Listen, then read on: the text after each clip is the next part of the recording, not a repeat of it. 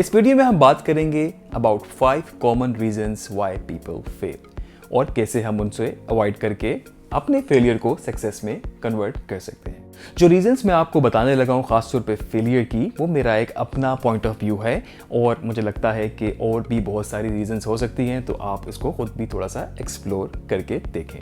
सबसे पहली रीज़न जो मेरे पास है वो है lack of planning and preparation. मैं अगर अपनी फील्ड से रिलेटेड ही बात करूं तो कोई भी इवेंट होता है, कोई भी प्रोडक्शन है, अगर हम एक स्टैंडर्ड हॉलीवुड की फिल्म की प्रोडक्शन ही ले लें तो उसकी प्रोडक्शन में बहुत ज़्यादा टाइम लगता है as compare to main production और फिर बाद में पोस्ट प्रोडक्शन। इसकी क्या वजह है कि सारी चीज़ें प्लान्ड होती हैं, सारी चीज़ें ऑर्गेनाइज होती हैं और क्या स्केड्यूल है, किस तरीके से होना है ताकि शूट के टाइम पे या फिर एडिटिंग के टाइम पे, पोस्ट प्रोडक्शन के टाइम पे आपको किसी और एक्स्ट्रा चीज़ों में आपका टाइम ज़ाया ना हो, सब चीज़ें ऑर्गेनाइज चलती हुई आ रही हों, आपको अपना स्केड्यूल पता हो, किस तरीके से काम होना है आपको पहले से ही क्लैरिफाई होता है। प्री प्रोडक्शन में सबसे ज़्यादा एम्फसाइज किया जाता है एक फिल्म की प्रोडक्शन में, तो अगर मैं इसको डिवाइड करूं तो मुझे लगता है 50% टाइम जो फिल्म की प्री प्रोडक्शन ले लेती है, उसके बाद 25 कह लें प्रोडक्शन और फिर पोस्ट प्रोडक्शन ले लेती है। बाज़ दफ़ा प्रोडक्शन में टाइम कम लगता है as compare to post production, लेकिन जो प्लानिंग होती है वो सबसे ज़्यादा इंपॉर्टेंट होती है। तो सबसे पहली रीज़न है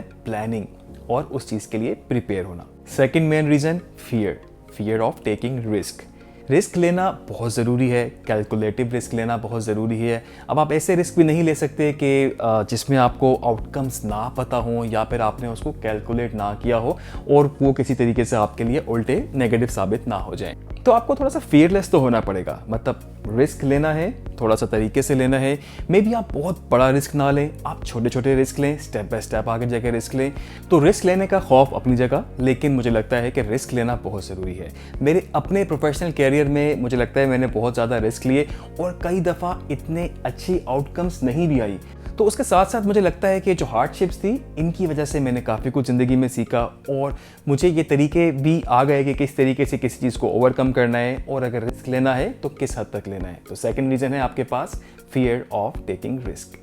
थर्ड मेन रीज़न जो मुझे लगता है वो है लैक ऑफ एक्शन। आपने अच्छी प्लानिंग कर ली, आपके आइडियाज़ अच्छे हैं, आपने उसके ऊपर थोड़ा सा वर्किंग भी कर ली, आपने कैलकुलेशन भी कर ली कि किस तरह से रिस्क ले सकते हैं, किस हद तक जा सकते हैं, क्या क्या प्रोज और कॉन्स हो सकते हैं, लेकिन इस सब चीज़ों के बावजूद अगर आप प्रैक्टिकल उसको नहीं करेंगे तो उन चीज़ों का कोई फ़ायदा आपको नहीं होगा, आपको ज़ीरो आउटपुट रहेगी।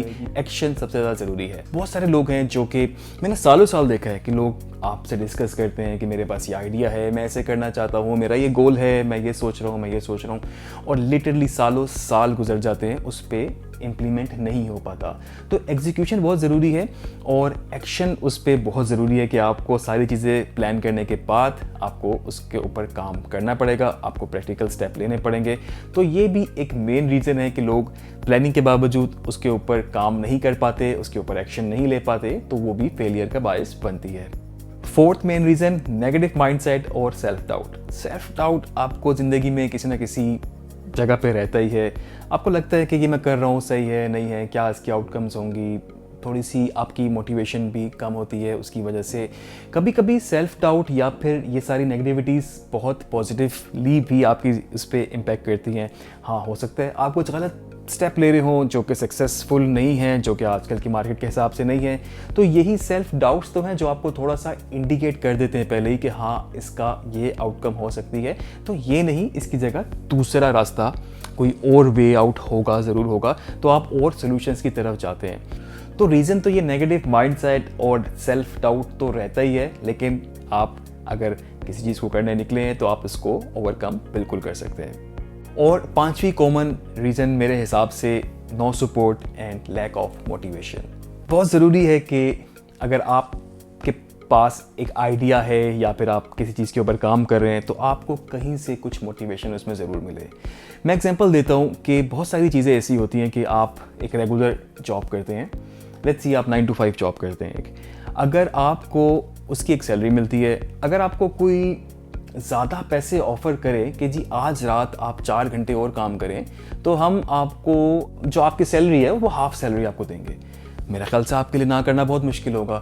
तो पैसे से थोड़ी सी मोटिवेशन मिली, किसी जगह पे आपको लगा कि यार इसको मैं ये काम अच्छा परफॉर्म करूँगा, यहाँ पर अच्छी मेरी आउटपुट होगी, रिजल्ट्स अच्छे होंगे, तो मुझे इनसे आगे और भी काम मिलेगा, मुझे और अच्छे पैसे मिलेंगे, ये अच्छी कंपनी है, ये अच्छा क्लाइंट है। तो पैसों की एक मोटिवेशन हमेशा से रहती है, जो कि मैं समझता हूँ कि बुरी चीज़ नहीं है। बहुत सारे लोग सिर्फ पैसों के लिए काम कर रहे हैं, पैसा ज़रूरी भी है, तो मोटिवेशन बहुत ज़रूरी है।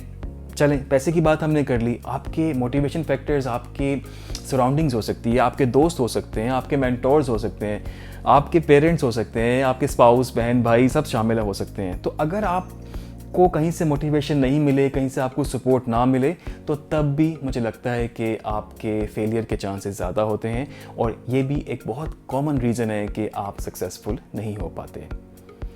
तो ये थी 5 main reasons why people fail, और मुझे लगता है कि इन सारी रीजंस पे थोड़ा सा स्टडी करने के बाद कहीं ना कहीं आपकी ज़िंदगी में कुछ ना कुछ तो पॉजिटिव चेंज ज़रूर आएगा।